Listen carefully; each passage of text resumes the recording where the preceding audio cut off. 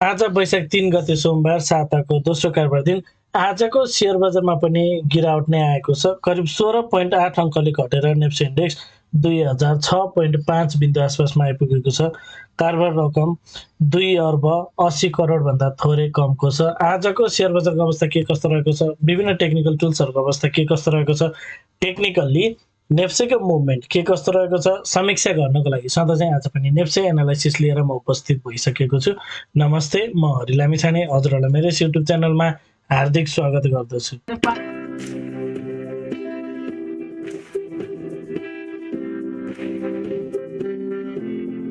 यस YouTube channel मार्फत मैले share बजारसँग सम्बन्धित विभिन्न किसिमका भिडियोहरू लिएर आउने भएको हुनाले यदि हजुरहरूले अहिलेसम्म पनि मेरो च्यानल सब्सक्राइब गर्नुभएको छैन भने कृपया च्यानल सब्सक्राइब गरिदिनु होला र भिडियो पुरा हेर्नुभयो भने हजुरहरूले मैले भन्न खोजेको कुरा सबै सजिलैसँग बुझ्न सक्नुहुनेछ। शेयर बजार अत्यन्त जोखिमको क्षेत्र भएको हुनाले लगानीकर्ता स्वयंले गहन अध्ययन र अनुसन्धान गरेर मात्र आफ्नो कदमहरू चाल्नको लागि उचित हुन्छ। यो भिडियो नितान्त इन्फर्मेटिभ तथा एजुकेसनल पर्पजले तयार गरिएको हुँदा यस भिडियोको आधारमा आफ्नो ट्रेडिङ स्ट्र्याटेजी नबनाउनको लागि हार्दिक अनुरोध गर्दछु। स्क्रिनमा नेप्सेको प्राइस चार्ट देख्न सकिन्छ। आज पनि नेप्सेमा एउटा बेयरिश क्यान्डल नै बनेको छ र अगाडि बनेको बेयरिश क्यान्डल भन्दा आजको क्यान्डलको साइज अलिकति ठुलो नै रहेको छ। कारोबार रकम भने घट्दो क्रममा देखिन्छ। 3 अर्बको पनि कारोबार आएको छैन। मार्केट पार्टिसिपेसन घट्दै गएको देख्न सकिन्छ र केही दिनदेखि बजार फेरि पनि घट्दो क्रममा, यसै तेज घटेको बजार केही बढ्ने प्रयास गर्दा असफल भयो, त्यसपछि फेरि घट्दो क्रममा रहेको रूपमा लिन सकिन्छ। अब आजको इन्ट्राडे चार्ट हेरौँ। मार्केट ओपन भइरहेको सुरुवाती चरणमा केही साइडेज बसेर थोरै केही माथितिर जाने प्रयास गरेको थियो, तर खासै त्यो बजार माथि जान सकेन। त्यसपछि भने घट्दै घट्दै एकहोरो बजार घट्दै घट्दै आजको लोएस्ट पोइन्टसम्म डेलोसम्म आएको देखिन्छ र अन्तिममा सधैँ थोरै केही पोइन्ट सुधार भएर माथि बन्द भएको छ। ओभरअलमा चाहिँ सुरुवाती चरणमा माथि जान खोज्दा माथि जान नसकेपछि एकहोरो दिनभर जस्तो बजार चाहिँ घट्दो क्रममा र थोरै सानो भेरी माइनर एउटा अपस्विङ गएर बजार एकहोरो घट्दो क्रममा रहेको हामी देख्न सक्छौँ। र ट्रेन्ड के छ भनेर हामी हेर्छौँ भने 5 मिनट्स टाइम फ्रेममा हिजोको मार्केट साइडवेज देखिएको थियो र फेरि पनि आज चाहिँ त्यो साइडवेजलाई ब्रेकडाउन गर्दै बजार तलतिर गएको देख्न सकिन्छ। अब 15 मिनट्स टाइम फ्रेममा हेरौँ। 15 मिनट्स टाइम फ्रेममा मार्केटको एनालाइसिसमा खासै कुनै चेन्जेस छैन। बजार चाहिँ एउटा माथितिर तेज घटिरहेको बजार एउटा पुलब्याक दिएर फेरि पनि तलतिर घट्दो क्रममै रहेको देखिन्छ। जुन हिसाबले मार्केट माथिबाट चाहिँ तल आइरहेको थियो, एउटा पुलब्याक दिएर फेरि पनि बजार चाहिँ यसरी तलतिर गइरहेको अवस्थामा देखिएको छ र होप अब आगे नेक्स्ट एटेम्पमा चाहिँ बजारले अगाडिको यो जुन 2000 को लो छ यसलाई ब्रेक गरेर नयाँ लो फर्मेसन गर्न तलतिर जान सक्छ भन्ने कुरा हामी हेर्न सक्छौँ।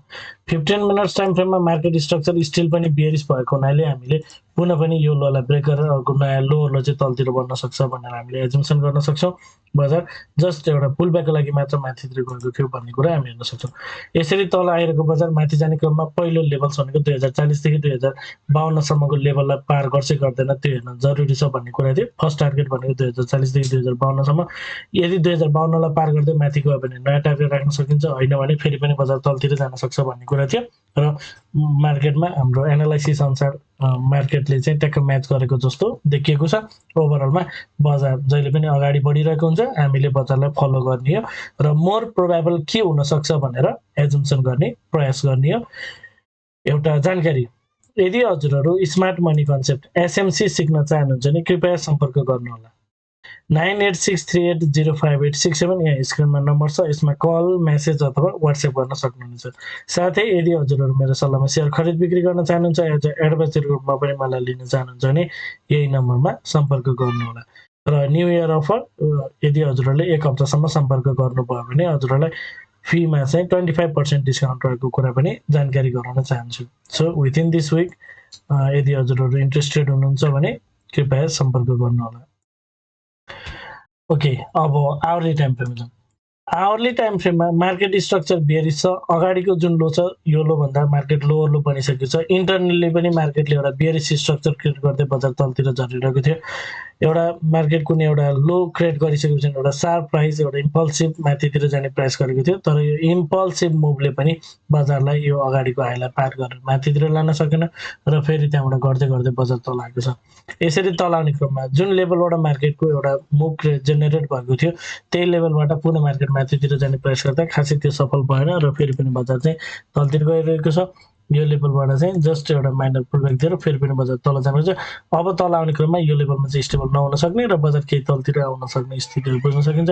यो लेभललाई ब्रेक गर्नुभन्दा अगाडिको जुन लो छ 1946 को यो लेभललाई ब्रेक गर्नुभन्दा अगाडि बजारले पुनः यही टाइपको एउटा चाहिँ माइनर एउटा अपस्विङ चाहिँ दिन सक्यो भनेर हेर्न सकिन्छ र यसपछि फेरि पनि बजार यसरी तलतिर जान सक्ने कुराहरू चाहिँ रहन सक्छ।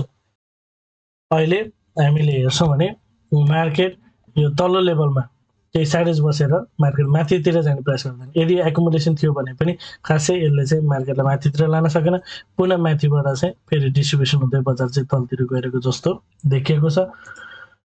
अब डेली टाइम फ्रेम हेरौँ। डेली टाइम फ्रेममा सधैँ नै सेयर गरेको कुरा हो, अगाडिदेखि नै मार्केटले लगभग माथिबाट चाहिँ एउटा इम्पल्सिभ डाउन मुभ क्रिएट गरिरहेको थियो। अहिले हुन चाहिँ माथितिरको मुभ इम्पल्सिभ जस्तो देखिन्छ, तर पनि बजारले एउटा डाउन मुभ पश्चात एउटा जस्ट माथितिर एउटा करेक्सन दिएर फेरि पनि बजारले डाउन कन्टिन्यू गर्न खोजेको प्याटर्नमा रहेको छ।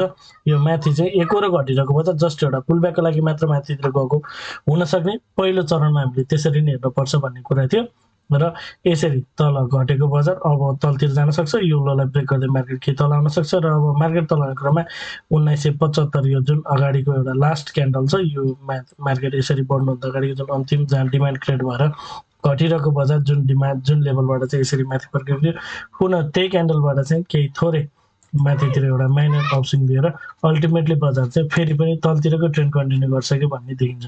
र यदि बजार माथितिर जाने हो भने यसरी यो लेभलबाट माथितिर गयो भने त्यो पनि फाइनै हुन्छ। यो लेभललाई ब्रेक गर्दैन भने पनि फाइनै हुन्छ। मोर लाइकली चाहिँ यो लेभललाई यसरी ब्रेक गरेर पुनः तलतिरको यात्रा कन्टिन्यू गर्न सक्छ कि भन्ने हिसाबले नै हामीले यसलाई हेर्न सक्छौँ। अब आज एउटा बियरिश क्यान्डल बनेको छ, यो भनेको बियरिश कन्टिन्युस क्यान्डल हो। अगाडि नै मैले हजुरहरूलाई सेयर गरेको थिएँ जुन दिनमा यो डोजी क्यान्डल बनेको थियो। यदि भोलिको क्यान्डल चाहिँ अपकमिङ क्यान्डल चाहिँ योभन्दा तलतिर गएर बन्द हुन्छ भने यसले मार्केटलाई पुनः डाउन कन्टिन्यू गर्न सक्छ भन्ने कुरा। त्यसपछि बजारले डाउन कन्टिन्यू भइरहेको छ र अब बजार चाहिँ एउटा जस्ट पुलब्याक दिएर यसरी तेज घट्यो, एउटा माथितिर एउटा माइनर स्विङ दियो, फेरि तेज घट्ने क्रममा रहेको रूपमा यसलाई विश्लेषण गर्न सकिन्छ। आजको क्यान्डलले बजार पुनः तलतिर डाउन कन्टिन्यू गर्न सक्ने इन्डिकेट गर्छ र अगाडिको लोमा चाहिँ स्टेबल नहुन सक्ने चान्स धेरै रहेको कुरा सेयर गर्न चाहन्छु। अब कन्क्लुजनमा आज एउटा बियरिश क्यान्डल बनेको छ। आजको डेली टाइम फ्रेमको क्यान्डलले बजारलाई तलतिर जान सक्ने इन्डिकेट गर्छ।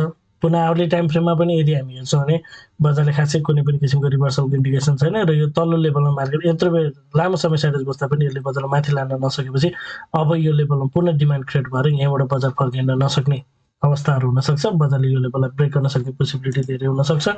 त्यस्तै 15 मिनट्स टाइम फ्रेममा मार्केट एउटा पुलब्याक दिएर फेरि पनि तलतिर जान खोजेको प्याटर्नमा हामीले हेर्न सक्छौँ। माथिदेखिबाट बजार एउटा मेन मुभ भनेको डाउन मुभ हो। यो माथिको मुभ एउटा जस्ट करेक्सन मात्र थियो र फेरि पनि बजार चाहिँ तलतिर कन्टिन्यू गरेको अवस्थामा देखिएको छ। आगामी दिनमा बजारले यो लेभललाई ब्रेक गर्दै थप तल जान सक्छ र 5 मिनट्स टाइम फ्रेम मार्केट घटिरहेको मिन्स 5 र 15 मिनट्स हेर्दा market under correction down trend continuation रिभर्सलको इन्डिकेसन मिलिसकेको छैन भन्ने देखिन्छ। हजुरहरूलाई मेरो एनालाइसिस मेरो प्रेजेन्टेसन के कस्तो लागिरहेको छ कमेन्टमा जानकारी गराइदिनु होला। यदि मेरो एनालाइसिस मन परिरहेको छ वा यो भिडियोले हजुरहरूलाई केही सहयोग पुर्याइरहेको छ भने भिडियोमा एक लाइक भने अवश्य गरिदिनु होला। मलाई केही सल्लाह सुझाव अथवा प्रतिक्रिया छ भने कमेन्ट मार्फत दिन सक्नुहुनेछ। पहिलो पटक यो भिडियो हेर्दै हुनुहुन्छ भने च्यानल सब्सक्राइब गरेर नियमित रूपमा जोडिनु होला भन्न चाहन्छु। हवस् त, धन्यवाद, नमस्ते।